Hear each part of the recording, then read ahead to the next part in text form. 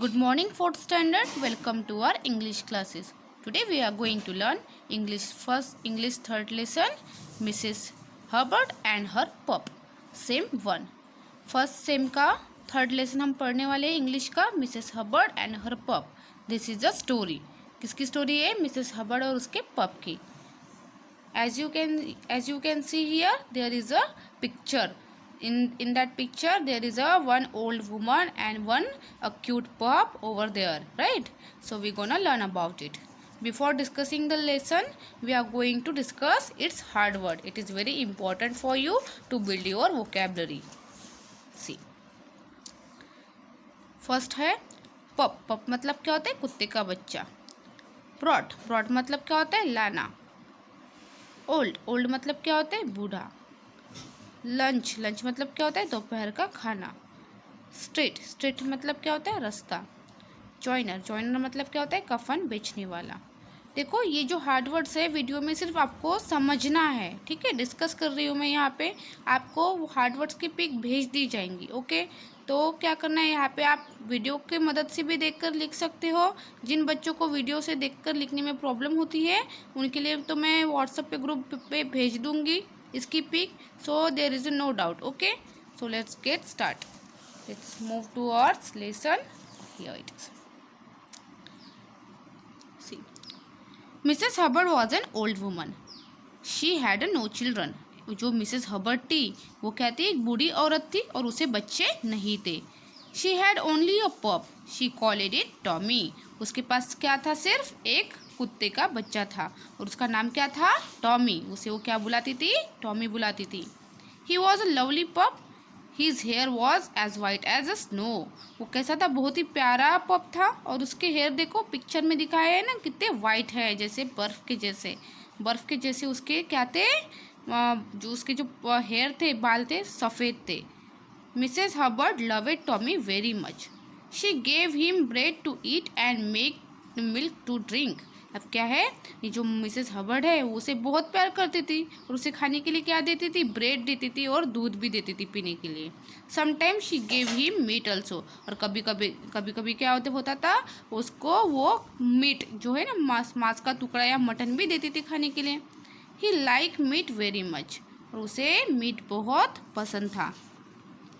I hope you can see clearly. One day Mrs. Hubbard brought a piece of meat for her pup. एक दिन क्या हुआ?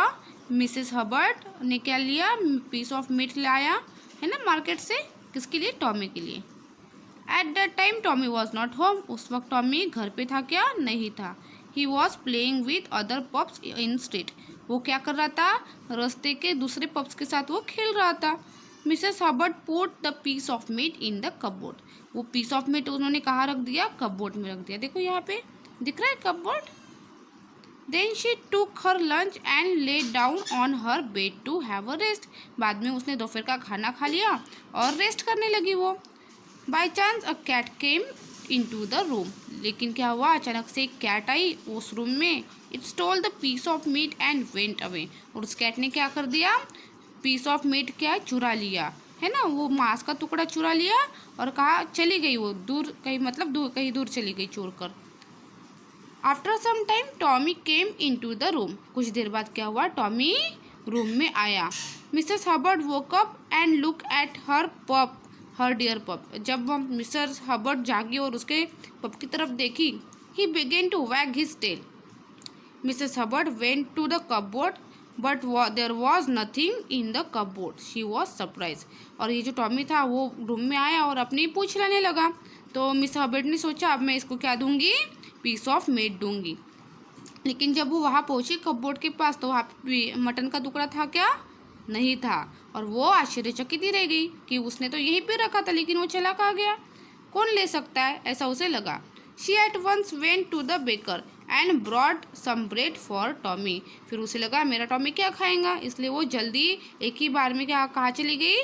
Baker मतलब वो जो बेकरी होती है, बेकरी वाले के पास गई और कुछ ब्रेड टॉमी के लिए लाई.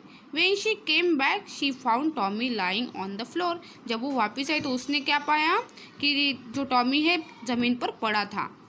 His back was on the floor and his eyes were close. वो उसको पीठ के बले से पड़ा था और उसकी आंखें बंद थी. She thought he was dead. उसे क्या लगा, टॉमी तो मर गया। With tears in her eyes and sad face, Mrs Hubbard went to the joiner।